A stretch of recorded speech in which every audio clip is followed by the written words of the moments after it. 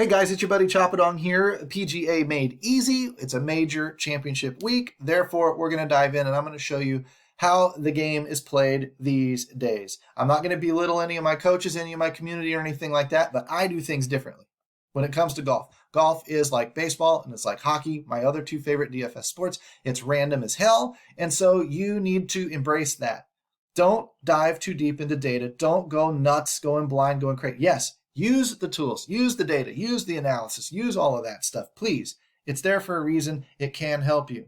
But don't go crazy over it thinking you're creating some edge for yourself, because randomness is just going to come in there and screw you up, and you're going to be frustrated. So I've taken that part out of my game. I don't even need to watch the games anymore. I don't even need to do any of that crap anymore. It doesn't help me. What helps me is the way DFS is played these days. Knowing where you are going to go and then me making sure I'm not there. That's it. That's all this game has become. And let randomization take over from there. If it's baseball and the Yankees are the big stack of the night, I'm not stacking Yankees.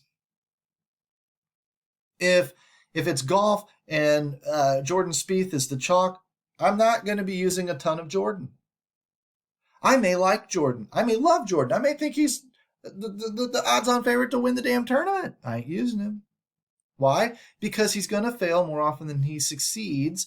And I don't mean by miss the cut. I just mean he's not going to win more often than he's going to fail more often than he succeeds. And he's going to take all of those lemmings that followed him off the cliff with him. In this case, it's 23 to 25% of the people. If 23 to 25% of the people are playing Jordan Spieth and Jordan Spieth has a bad week, bye-bye. You guys all went off the cliff. And it's going to take a significant chunk of the tournament with it. If it's a 100,000 person MME tournament, it's taking 25,000 of you with it. And all of a sudden, my odds got better by not having him than they did by having him. Okay? So my goal is to find these areas in these projections that are going to point me, because everybody has the same projections. Everybody has the same data these days. That's why the ownership projections are so important now. It's not like 5 years ago when some people had access to the data and some people didn't. Some people had their own models and projections and some people didn't. And they had a clear edge.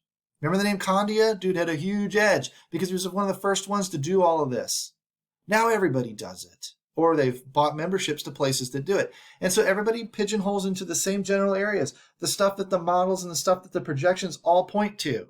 The obvious crap. That all of a sudden flips the game in more to Jonathan Bales' theoretic, kind of almost use the word theology, but you know what I'm trying to say. It almost flips it into that, which is I don't need to know crap anymore. I just need to know where you're going, and then I just need to position myself elsewhere. How am I going to do that without looking at any of this stuff over here? I'm looking right here down this column, and I see all this chalk up in here, right? And 15% is not over-owned. 23% might be. I'll use our coach, Josh, said years ago, if he's over 20%, I'm not playing him. It's a good, solid fade in golf. I took that to heart. I love Jordan Spieth, but I'm not playing him this week. Not much. I'm going to hope the guy falls, and I'm going to hope that he takes everybody down with him because I'm trying to win a tournament. I'm not trying to play my favorite guys. Okay? I'm going to look instead at where it makes sense to make some gambles. Don't tell me Jon Rahm, Rory McIlroy, Brooks Koepka, Dustin Johnson, Xander Schauffele. Don't tell me those guys can't win this tournament on any given week if they get hot. They're studs. They can. So which ones of these guys are carrying lower ownership than they should have?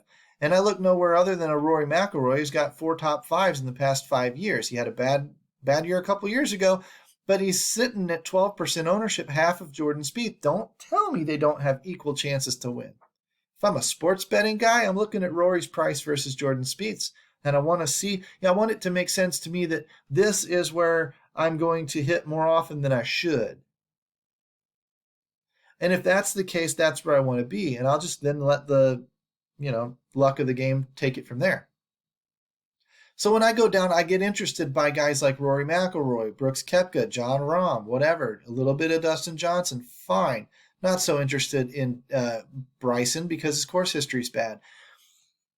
caveat, sidebar, whatever. Course history is important in the major tournaments in a lot of cases. In the Masters, people who do well at the Masters typically do well at the Masters. The course sets up for a personality and for a game type. And those people that have that game typically do well. U.S. Open, same thing. It's a philosophical thing. On the green, or on the fairway, on the green, 2 putts, par. You make 72 of those, you're usually in contention. Bogey avoidance, tall grass, narrow fairways, accuracy, da-da-da-da-da-da. Stuff usually matters. Guys that do well in U.S. Opens typically do well in U.S. Opens. PGA Championship, length is rewarded. Longer hitters typically do pretty well at the PGA. Not always, but typically pretty well. Open Championship is a wide open, wind-swept, weather-driven event, usually. There are no tall trees, really, to speak of over there. Nothing to hit high and get over or whatever. So, knowing where the course layout is, knowing where the runouts are, knowing where the pot bunkers are, where the blind tee shots are, knowing where to position yourself in dogleg so that you can hit better angles of attack into the green and use the humps and bumps on the green to feed the ball towards the hole. And all of these sorts of things matter. Missing the green and it rolling off into a swale. And do I hit a flop, or do I bump and run, or do I hit a chip, or do I putt it, or do I whatever? These types of imagination plays typically get rewarded at this type of tournament. So does the play in the bad weather. So you look for guys that play these types of courses and do well at these types of courses because that personality or that game type is usually rewarded. And Rory's done well here. So is Jordan, but Rory's done well here. I go down to an Adam Scott, did well here several years ago, not so much recently, but he can do well here. Tommy Fleetwood, Justin Rose, they're Euros. They play well over here sometimes, right? These are the kinds of things that you're looking for that might help you decide, oh, that guy's a little lower owned than he should be. He hasn't been playing great lately, but he might because he typically does well in these types of venues, these types of courses. And so you go up in their ownership. Bryson is not that guy. Not yet. Bryson should never have won a U.S. Open, but he did. Bombed and gouged, hit the fairway, hacked it out, made it up. You know what? That can happen. Like I said, these guys can win courses that aren't set up for their game if they get hot. They can all win. It's okay.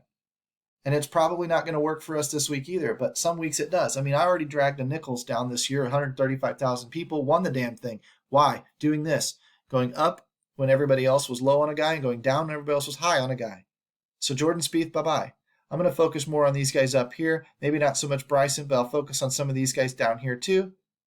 And I'm going to go up in their ownerships. I'm going to scroll down this list and I'm going to look for some of these other guys. I see a 12 and a 13 here in the 9,800 range, right?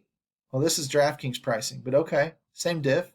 I see 7,900 pricing here, and I see 8,000 here, and I see an 8.04 and an 8.4. That doesn't, an 8.24 might even be better at 10%. Well, 10's not that significant from it, but if these are going to be the guys people are going to choose, I'm going to be looking for guys in the 8, 9, 10% range that are projected in those 8, fantasy points per $1,000 range. And I'm going to come down here and see, now here's a good one. There's 14% and there's nothing around him. So I might go up in a Lee Westwood, up in a Zadenhout, whatever, up in a Garrett Higo, down in Berger, right? Really like Westwood here at the 8.5 projections, very close to this, and I get lower ownership. Come down a little more. Here's a 12. With an 8 and a 9 near him that are projected almost as high. So go up in Poulter, up in Noren, down in Brendan Grace. Set your optimizers up to do this. You see a little chalk down here. You can see why, but look, 4%, half the ownership at 8 point, up in Ryan Palmer, down in Stuart Sink and Kevin Kisner. Up in Keegan Bradley, down in Lucas Herbert. I mean, this is all you need to do. And you go to your domination station, you start setting it up with smiley faces and frowny faces accordingly. You go ahead and you crack the optimize button and you spit out 50 or 100 lineups. Use tournament mode, use a bunch of unique players, use a bunch of randomness, maybe a fantasy point cap at 50 points, whatever. And what's it shoot out? Shoots out for me, a ton of Rory, a lot of Shane Lowry, which I might need to tamp back down because Shane Lowry does not have the history that I would hope for.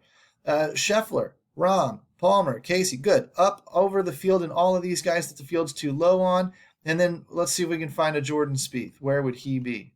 Jordan Spieth down here 6% when everyone else is going to be on him at 20%. Fine. I've got some Jordan, but I've got a third of the rest of the field, a fourth of the rest of the field. I like that. I don't have a ton of Tony Finau. Don't have a lot of confidence in a Tony Finau.